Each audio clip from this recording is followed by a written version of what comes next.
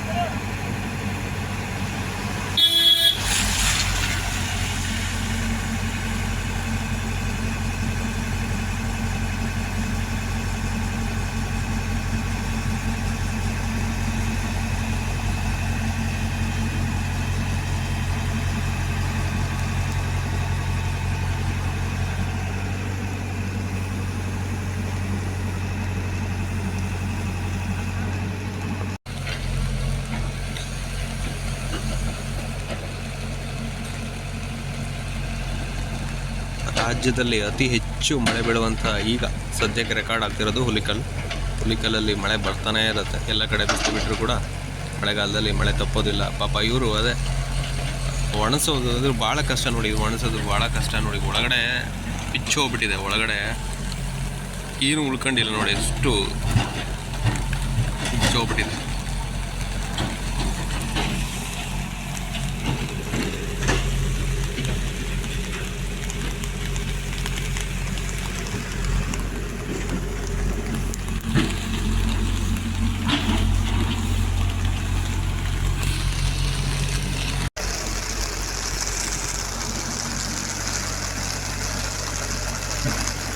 ಎಲ್ಲ ಕಲ್ಲೆಲ್ಲ ಹಾಕ್ಬಿಟ್ಟು ನೋಡಿ ಇದೆಲ್ಲ ಮಾಡ್ತಾರೆ.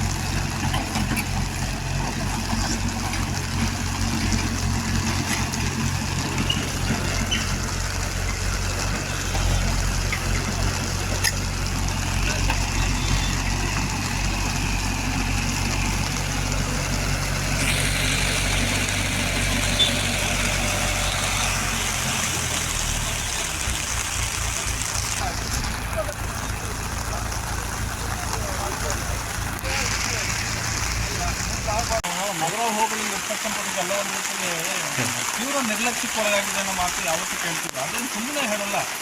ನಿಜವಾಗಿ ನೋಡಿ, ಈಗ ನೀವು ನೋಡಿದ್ರೆ ಈಗ ಹುಲಿಕಲ್ ಘಾಟಿ ಇದೆಯಲ್ಲ, ಇದು ಈ ಘಾಟಿ ಕೆಲಸ ಮಾಡೋಷ್ಟು ಬೇರೆ ಘಾಟಿಗಳು ಕೆಲಸ ಮಾಡೋದಿಲ್ಲ.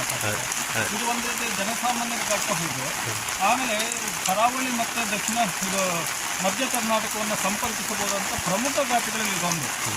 ಆದರೆ ಸರ್ಕಾರ ಈ ಘಾಟಿ ಕೆಲಸವನ್ನು ಅಷ್ಟೊಂದಾಗಿ ರೆಕಗ್ನೈಸ್ ಮಾಡೋದಿಲ್ಲ ಅಂತ ನೋಡಿ. ಶಿರಾಡಿ ಘಾಟ್ ಇರ್ಬೋದು, ಚಾರ್ಮಾಡಿ ಘಾಟ್ ಇರ್ಬೋದು, ಅಥವಾ ಆಗುಂಬೆ ಘಾಟ್ ಇರ್ಬೋದು, ಇವೆಲ್ಲವೂ ಕೂಡ ಆಪತ್ಕಾಲಕ್ಕೆ ಸಿಲುಕಿದಾಗ ಆಪತ್ ಬಾಂಧವನಂತೂ ಬರ್ತಕ್ಕಂಥ ಘಾಟಿ ಅನ್ನೋದಿದ್ರೆ ಅದು ಹುಲಿಕಲ್ ಘಾಟಿ.